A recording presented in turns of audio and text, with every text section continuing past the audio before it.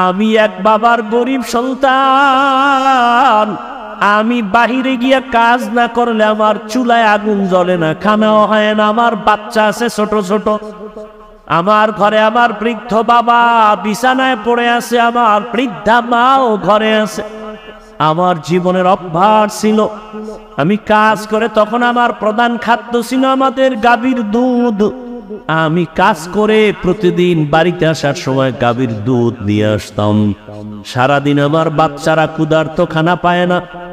আমি এসে প্রথমে মায়ের মুখে দুধ দিয়া, বাবার মুখে দিয়া, তারপরে বাচ্চাদের দিতাম। আমি আমার কলিজা দিয়া পাকে বাবাকে মোহাব্বত করেছি। আমার মা বাবাকে আগে দুধ পান করাইয়া তারপরে বাচ্চাদের দিতাম। একদিন কাজ থেকে আসতে আমার বাড়িতে রাত হয়ে গেল। রাতের গভীরে বাড়িতে আসার পর হঠাৎ তাকায় দেখি মা দেরি দেখে ঘুমায় পড়ছে, আপ্পাও ঘুমায়, বাচ্চারাও ঘুমন্ত, ক্ষুধা। আমি তো নিয়ত আমার পাকা, আমার মা বাবাকে দুধ না দিয়া বাচ্চাদের দুধ দিব না, আমার ওয়াদা। আমি দুধের পেয়ালা নিয়ে ভাবতেছি কি করব, বাচ্চারাও ক্ষুধার্ত, কান্নার আওয়াজ। ওদিকে আমার মা ক্ষুধার্ত কিন্তু ঘুমে। এখন ঘুম থেকে ডাক দিলেও মা কষ্ট পাবে, কাঁচা ঘুম। ওই যুবক বলে, তখন আমি মায়ের আদব আর দোয়া পাওয়ার জন্য আমি দুধের পেয়ালা নিয়ে মায়ের মাথার কিনারায় দাঁড়ায় আছি। আম্মা জান যখন সজাগ হবেন তখন আমি প্রথমে দুধ দিব, গাভীর দুধ পান করবে, তারপরে বাচ্চাদের দিব। আমি দুধের পেয়ালা নিয়ে দাঁড়ানো, মা ঘুমায়, বাবাও ঘুমায়। আমার বাচ্চাগুলো ক্ষুধার যন্ত্রণায় কান্না করে। এক পর্যায়ে বাচ্চাগুলো আমার পায়ের কাছে আইসা কান্না করে আর বলে, বাবা খানা দাও। আমি মাকে না দিয়া বাচ্চাদের দিব না, আমার ওয়াদ, আমি দেই না। এক পর্যায়ে তাকায় দেখি ক্ষুধার তৃষ্ণা আমার বাচ্চাগুলো কান্না করে করে মাটির মধ্যে পড়ে ঘুমায় গেছে। রাতের গভীরে আমার আম্মা সজাগ হইয়া তাকায় দেখে আমি সন্তান দুধের পেয়ালা নিয়ে মায়ের কিনারায় দাঁড়ান। মা তাকায় বলে, বাবা তুমি কি ঘুমাও নাই? আমি বললাম, মা তোমাকে আমি না খাওয়ায় কেমনে ঘুমাবো, আমার চোখে ঘুম আসবে না, কারণ তুমি আমাকে করবে না। কত রাত ঘুমাইতে পারো নাই রে মা, কত কষ্ট করেছ। আমার মতো সন্তানটা তুমি করবে রেখে খাইতে পারো নাই, ঘুমাইতেও পারো নাই রে মা। আমার চামড়া খুলিয়া জুতা বানাইলেও তোমার ঋণ আদায় হবে না। ও মা তোমাকে না খাওয়াই আমি কেমনে ঘুমাবো? আমার চিন্তায় তুমি কত রাত ঘুমাইতে পারো নাই রে মা।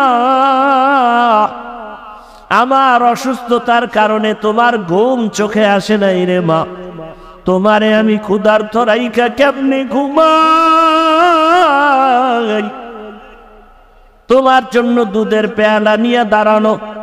হঠাৎ আম্মাজান তাকায় দেখে আমার পায়ের কিনারে আমার বাচ্চাগুলো কান্না করে করে ঘুমিয়ে পড়েছে। মা আরো আশ্চর্য হইয়া আমাকে ধমক দিয়ে কয়, বাবা আরে আমার নাতিদের কেন তুই কষ্ট দিয়েছ? ওদেরকে কেন খানা দেও নাই? আমি মাকে বলছিলাম, মা তোমার মুখে না দিয়ে আমি কারো মুখে দুধ দিব না, বাচ্চাদেরও দেই নাই।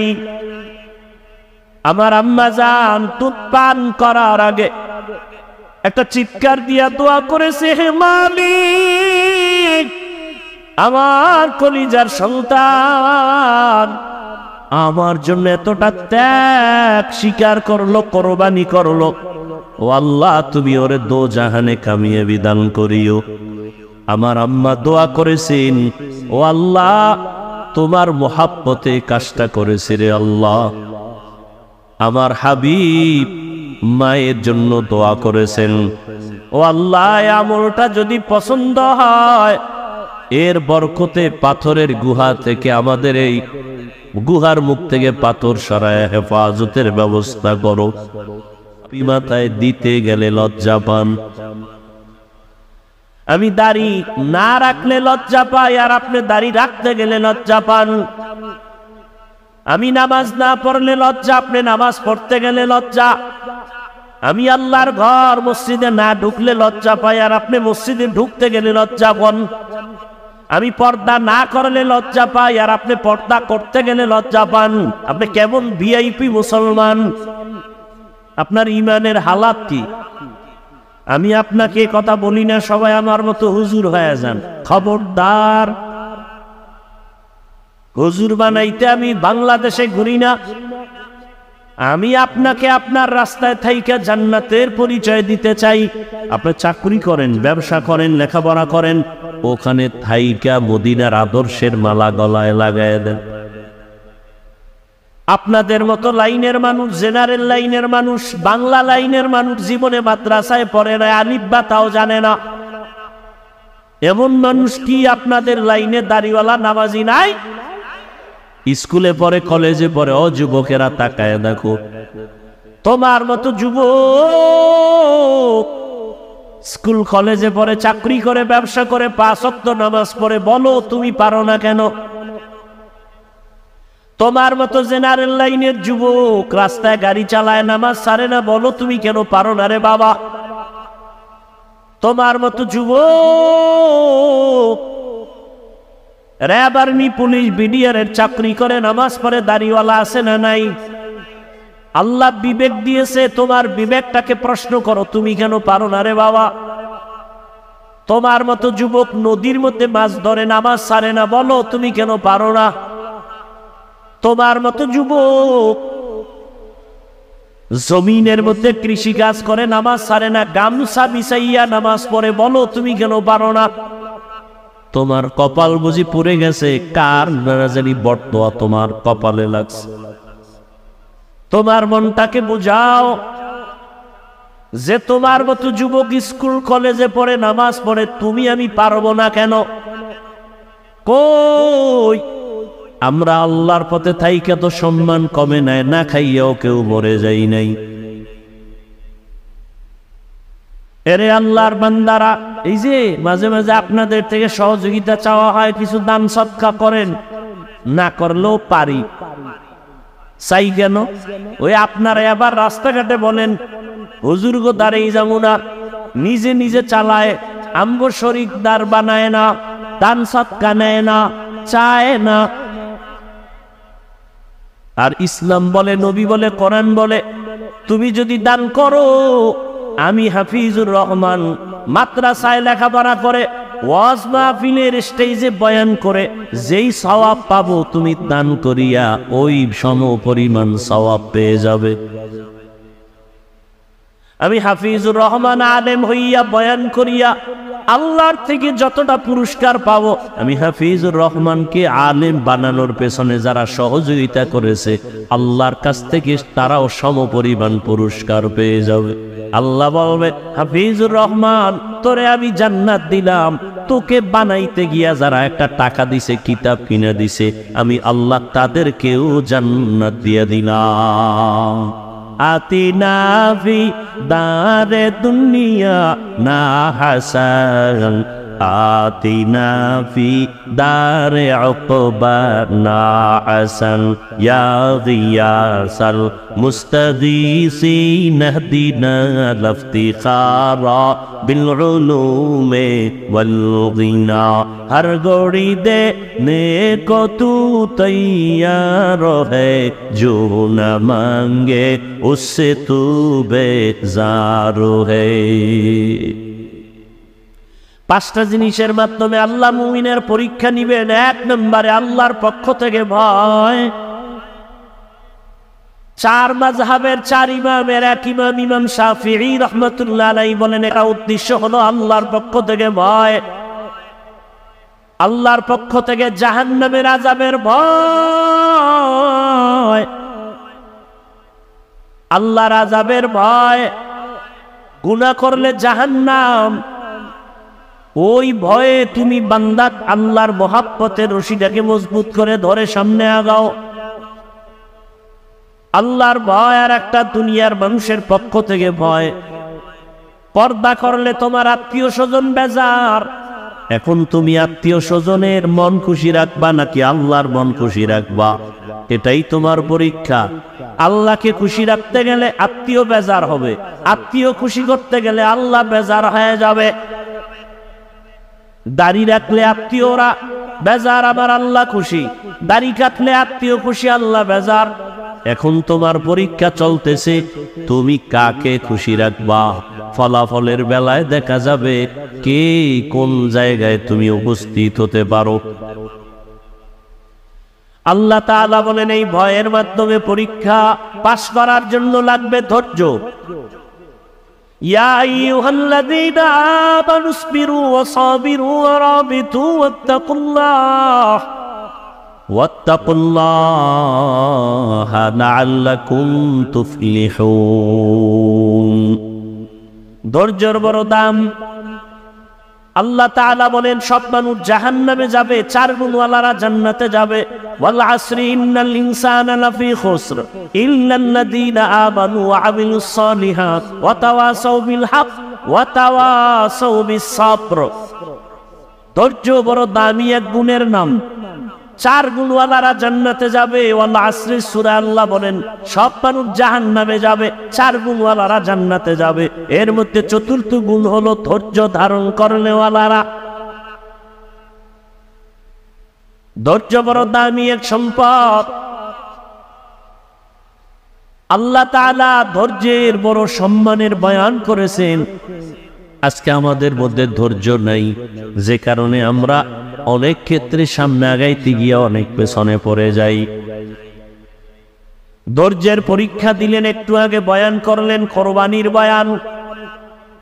ইতিহাসের পৃষ্ঠায় ধৈর্যের পরীক্ষা দিলেন আমার রহমতের নবী। ধৈর্যের পরীক্ষা দিলেন আইয়ুব নবী, ধৈর্যের পরীক্ষা দিলেন ইসমাঈল নবী, ধৈর্যের পরীক্ষা দিলেন ইসমাঈল নবীর মা হাজেরা, ধৈর্যের পরীক্ষা দিলেন বেঈমান ফেরাউনের স্ত্রী আসিয়া। সারা রাত শুধু ধৈর্যের বয়ান চলতে থাকবে, শেষ হবে না। মায়ার নবী কেমন ধৈর্যের পরীক্ষা দিলেন। দুনিয়াতে আসার আগে বাবা হারাইলেন, দুনিয়াতে এসে একবার আব্বা বলে ডাক দিতেও পারলেন না, চেহারা দেখবে দূরের কথা। কেমন ধৈর্যের পরীক্ষা। 6 বছরে দুঃখিনী মাকেও হারায় ফেললেন আমার নবী। আবার এমন এক পরিবেশে আসছেন চতুর্দিকে শুধু দুশ্মন।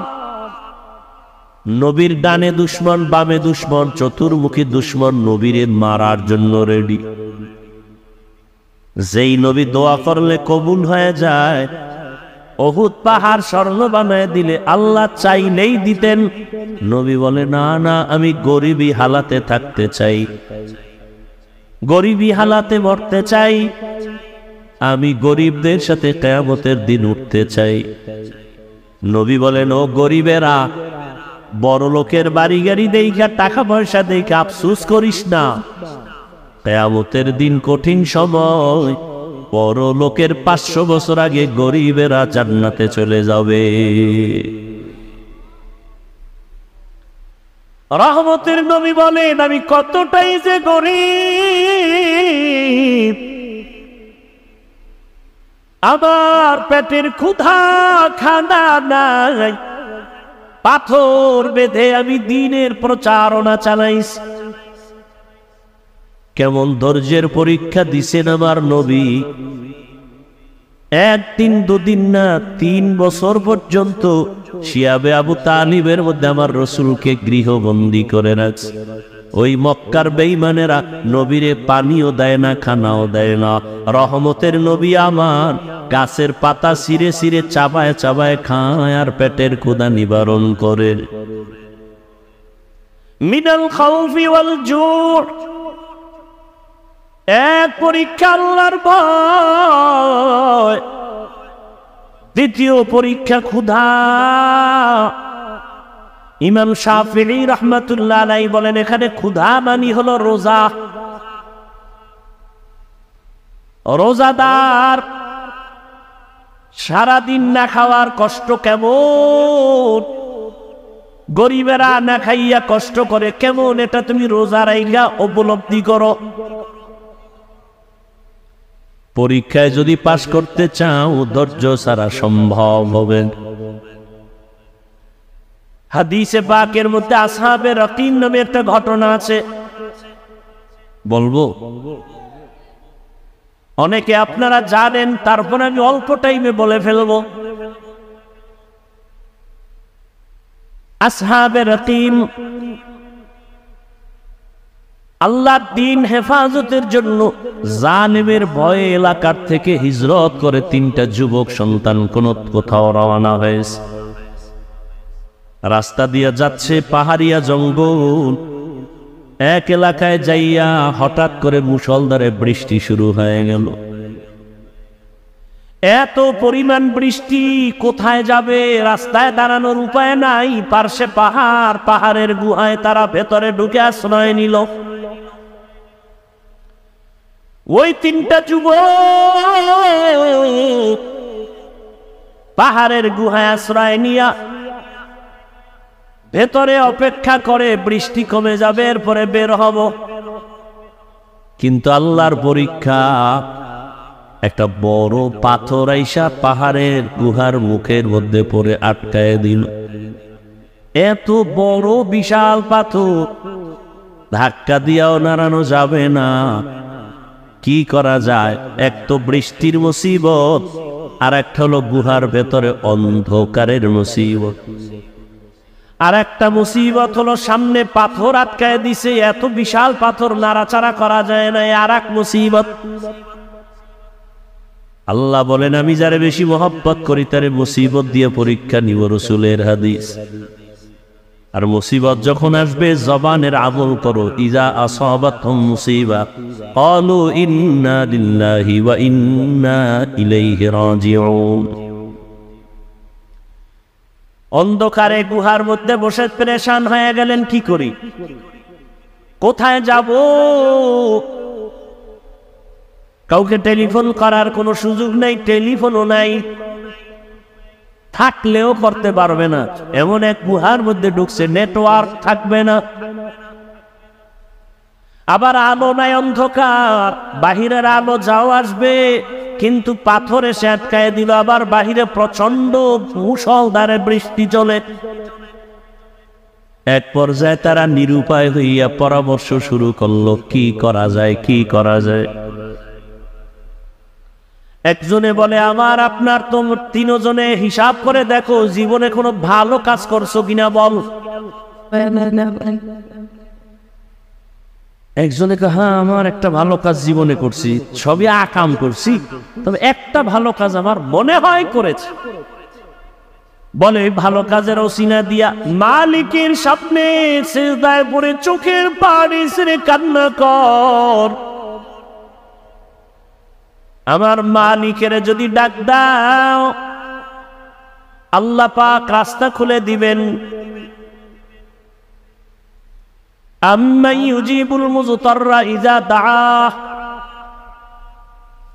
বান্দা যখন মুসিবতে পড়ে আমার মালিকের ডাক দেয়, আল্লাহর কোরআন বলে আল্লাহ তার মুসিবত থেকে তাকে পবিত্রতা অর্জন করার রাস্তা খুলে দেন। তিনটা যুবক পরামর্শের মাধ্যমে সিদ্ধান্ত এক হয়ে গেল, হ্যাঁ, যার যার জীবনের ভালো কাজ যদি থাকে ওই কাজের ওসিলা দিয়া মালিকের ডাকো আর কান্না করো। প্রথম জন বলে, আমার এক ভালো কাজ আছে। দ্বিতীয় বলে, আমারও জীবনের একটা ভালো কাজ আছে। আর একজন বলে, আমারও ভালো কাজ আছে। এক যুবক চোখের পানি ছেড়ে কান্না করে আর ভালো কাজের ওসিলা দিস। কি তোমার ভালো কাজ?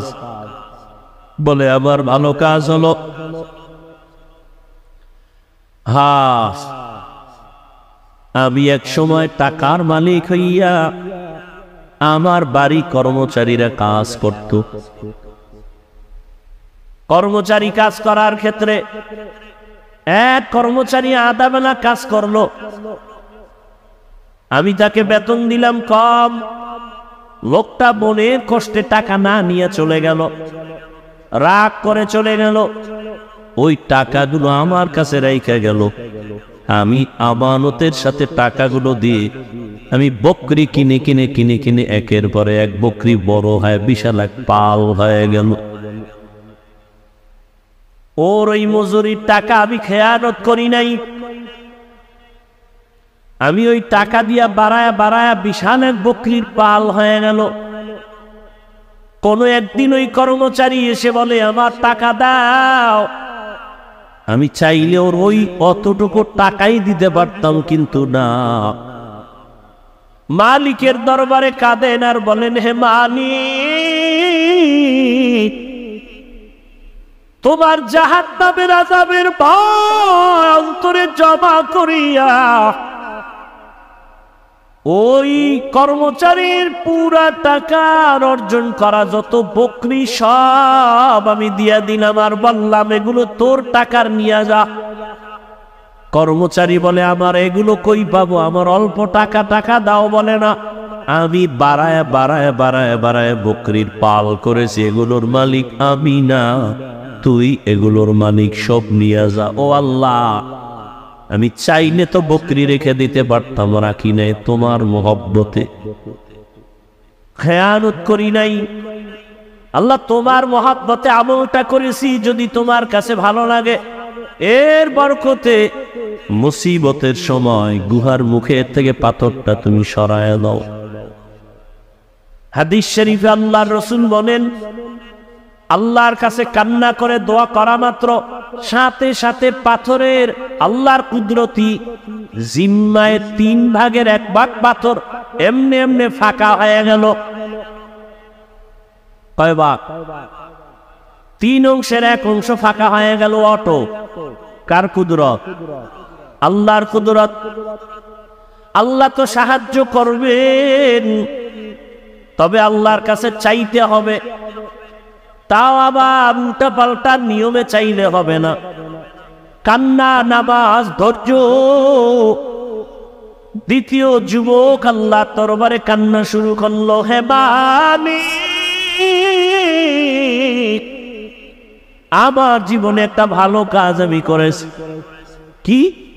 আমি একদিন আমার বয়সের যৌবন কালে আমি আমার চাচার বাড়ি বেড়াইতে গেছিলাম। আমার চাচার বাড়ি এক জরুরতে যাইয়া আমি দেখি বাড়ির মধ্যে আমার চাচাও নাই, আমার চাচিও নাই, তারা অন্য জরুরতে কোথাও গেলেন। আমার ঘরের মধ্যে, চাচার ঘরে উপযুক্ত এক যুবতী আমার চাচাতো বোনকে আমি পেয়ে গেলাম। আমার যৌবন আর নফসের ধোকায় পড়ে আমি আমার চাচার ঘরে চাচাতো বোনটাকে পাইয়া আমি আমার যৌবনের তাড়নায় আমার বোনের উপরে আক্রমণাত্মক দৃষ্টি দিলাম। লোভানক দৃষ্টি দিয়া যখন আমি বোনটাকে মাটির মধ্যে ফেলে দিলাম, আমি এক পর্যায়ে চাচাতো বোনের বুকের উপরে উঠে বসছি। এমন সময় আমি দেখি আমার চাচাতো বোন মাটির মধ্যে চিত হয়ে শুয়ে চোখের পানি ছেড়ে কান্না করতেছে। আমি জিজ্ঞাসা করলাম, বোন, তোমাকে আমি আঘাত করি নাই, আমি তোমার বুকের উপরে বসছি, তুমি কান্না করো কেন? চাচাতো বোন বিনয় হয়ে বলে, ও আমার চাচাতো ভাই, এখানে আমার মা নাই, বাবা নাই, আমার আল্লাহ আমাকে দেখতেছেন। আমার এই জীবনের বয়সে কোনোদিন কেউ আমার শরীর টাচ করে নাই। তুমি আমাকে শরীয়ত অনুযায়ী ইসলামের আইনে বিবাহ তো করতে পারো, বিবাহ করে নাও, কিন্তু কলঙ্কের দাগ বসাইও না রে ভাই। আমার জীবনে কোনো কলঙ্কের দাগ বসে নেই। আজ আমার জীবনের উপরে কলঙ্কের দাগ যদি বসে, আমি কেমনে মালিকের আদালতে দাঁড়াবো?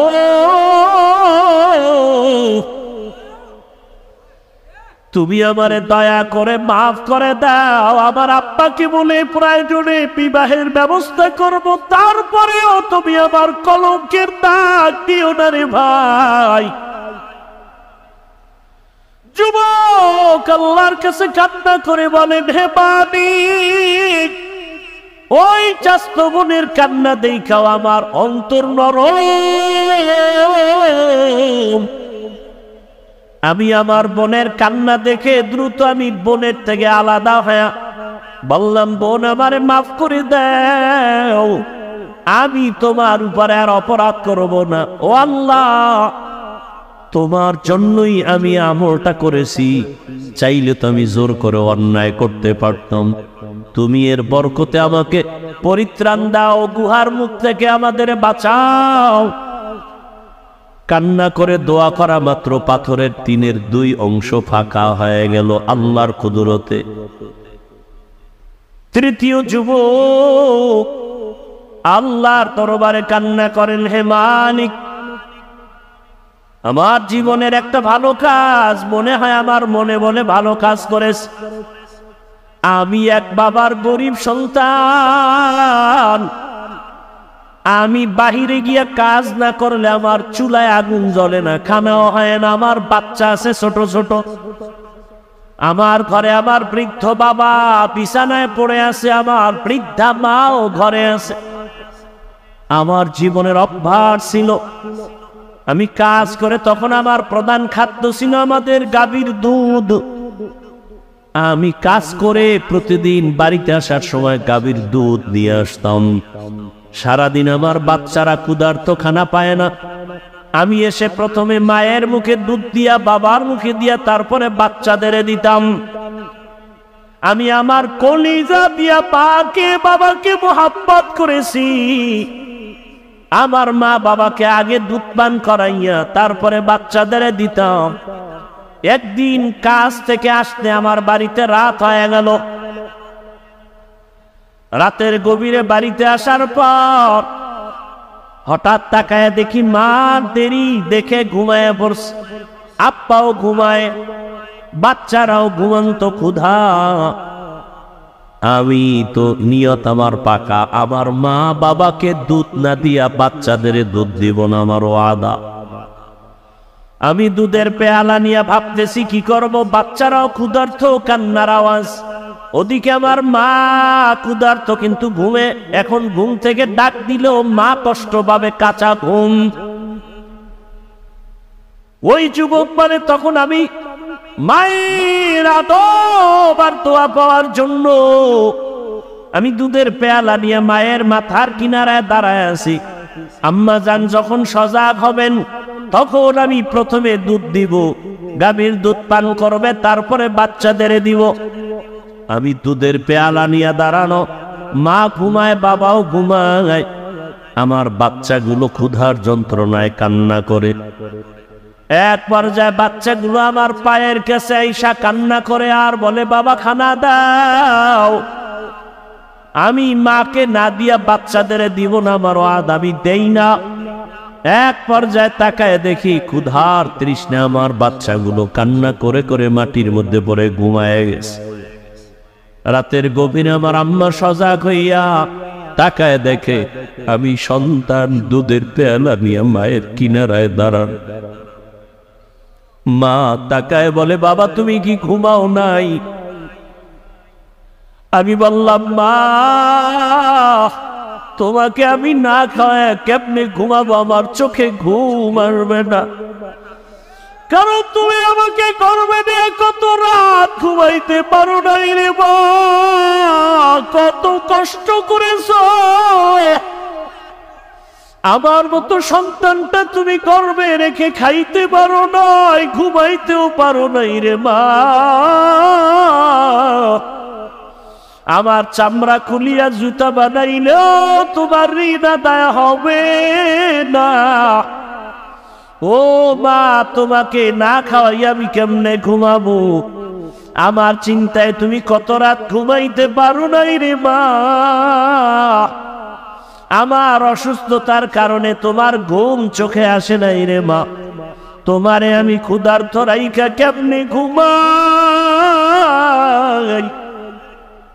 তোমার জন্য দুধের পেয়ালা নিয়ে দাঁড়ানো। হঠাৎ আম্মাজান তাকায়া দেখে আমার পায়ের কিনারে আমার বাচ্চাগুলো কান্না করে করে ঘুমিয়ে পড়েছে। মা আরো আশ্চর্য হইয়া আমাকে ধমক দিয়ে কয়, বাবা আরে আমার নাতিদের কেন তুই কষ্ট দিয়েছ? ওদেরকে কেন খানা দেও নাই? আমি মাকে বলছিলাম, মা তোমার মুখে না দিয়ে আমি কারো মুখে দুধ দিব না, বাচ্চাদেরও দেই নাই। আমার আম্মা জান দুধ পান করার আগে একটা চিৎকার দিয়া দোয়া করেছে, হে মালিক, আমার কলিজার সন্তান আমার জন্য এতটা ত্যাগ স্বীকার করলো, কোরবানি করলো, ও আল্লাহ তুমি ওরে দো জাহানে কামিয়ে বিধান করিও। আমার আম্মা দোয়া করেছেন, ও আল্লাহ তোমার মোহাব্বতে কাজটা করেছে রে আল্লাহ। আমার হাবিব মায়ের জন্য দোয়া করেছেন, ও আল্লাহ আমলটা যদি পছন্দ হয় এর বরকতে পাথরের গুহা থেকে আমাদের এই গুহার মুখ থেকে পাথর সরায় হেফাজতের ব্যবস্থা করো। রহমতের নবী হাদিসে পাকে বলেন, তৃতীয় ব্যক্তি যখন কান্না করে দোয়া করা শুরু করছে, সাথে সাথে পুরো পাথরটাই গুহার মুখ থেকে আল্লাহর কুদরতে আঁকা হয়ে গেছে। हर के दारत खौफे हक़दार दिल मदम जन्नतुल मअवा देहद ओ রামাকা। জীবনের ত্যাগ আর কোরবানি ছাড়া কেউ সফল হতে পারে নাই, কামিয়াব হতে পারে নাই। ও আমার যুবক পর্দার আড়ালের মা বোনেরা, ও বৃদ্ধ বাবাজি, এই কোরবানির ইতিহাস, ত্যাগের ইতিহাস, কেমন বাবা সন্তানের জবাই করার জন্য রেডি, আর কেমন সন্তান বাবাকে বলে আমিও জবাই হওয়ার জন্য রেডি, তাড়াতাড়ি আমাকে জবাই করো, দেরি হলে আল্লাহ বুঝি আবার হুকুমটা নিয়ে যাবেন। কেমন ধৈর্য! ইব্রাহিম কাঁদে, ইসমাইলের চোখে পানি, হাজেরাও কান্না করে। ওদিকে মা হাজেরার কেমন ধৈর্য! শয়তান গিয়া কয়, হাজেরা ইসমাইলের কই পাঠাইছো 13 বছরের পর? বলে বাবা দাওয়াতে যায়, বাদশার দাওয়াতে। কয় না না, জবাই করতে নেই। বলে না, বাবা হইয়া কখনো সন্তান কি জবাই করতে পারে? শয়তান বলে আসল কথা আল্লাহর হুকুম। হাজেরা বলে, শয়তান দূর হও, আমার আল্লাহ যদি হুকুম করে একজন ইসমাইল না, আর ইসমাইল যদি থাকে সব আমি আল্লাহর পথে দিয়ে দিব। কেমন ধৈর্য ধারণকারিনী আম্মা জান ইসমাইল নবীর মা হাজেরা। এরে আম্মা জানেরা, আপনাদের অবদান যদি না থাকে একটা সংসার সুন্দর করা সম্ভব হয় না। একটা সমাজ আপনাদের কারণেই সুন্দর হয়, আপনাদের ধৈর্য আদর্শের কারণে একটা সন্তান ভালো আসে, সন্তানের ভালো আদর্শের কারণে সমাজ ভালো হয়ে যায়।